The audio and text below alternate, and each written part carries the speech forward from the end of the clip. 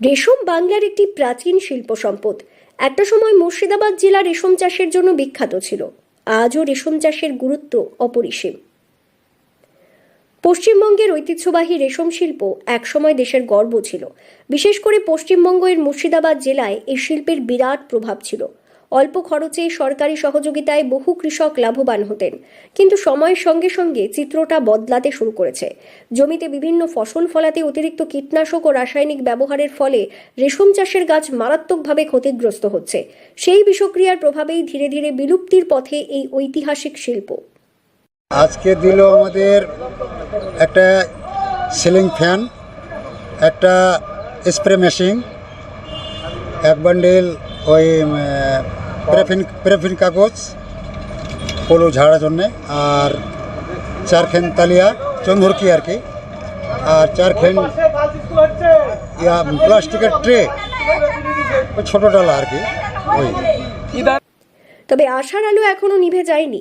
জলঙ্গি ব্লকের সাগরপাড়া গ্রাম পঞ্চায়েত এলাকায় কিছু সচেতন কৃষক এখনো বাঁচিয়ে রেখেছেন রেশম শিল্পকে। তাদের উৎসাহ দিতে জলঙ্গি পঞ্চায়েত সমিতির পক্ষ থেকে রেশম চাষের বিভিন্ন সামগ্রী বিতরণ করা হয়। চাষের প্রয়োজনীয় সামগ্রী পেয়ে খুশি কৃষকরা। তাদের আশা, সরকারি সহায়তা ও সচেতন চাষ পদ্ধতির মাধ্যমে আবারও ঘুরে দাঁড়াবে বাংলার ঐতিহ্যবাহী রেশম শিল্প।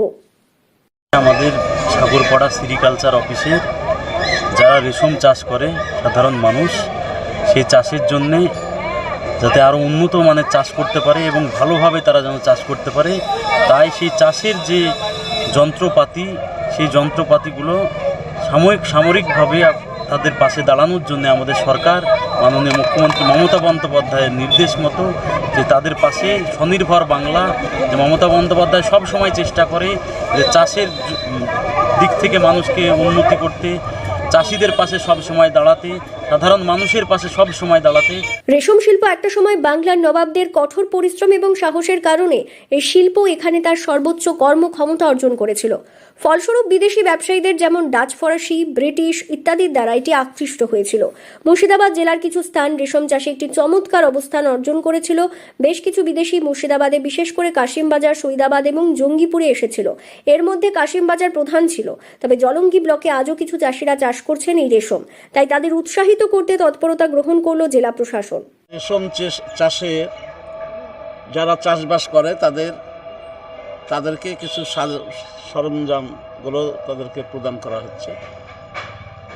আমরা যখন কলেজে পড়ি এবং কলেজের পরেও শিক্ষকতা করি, যখন আমরা এই এলাকায় আমরা বসবাস করি, সেই সময় মানুষের পাশে দাঁড়িয়েছিল এই প্রকল্পটা। রেশম চাষ সাগরপাড়ার এখানে এই এলাকায় যেভাবে তখন এটা উৎপাদন হয়েছে এবং এর চাষ হয়েছে, সেটা আমাদের মুর্শিদাবাদ জেলার মধ্যে সব থেকে বেশি।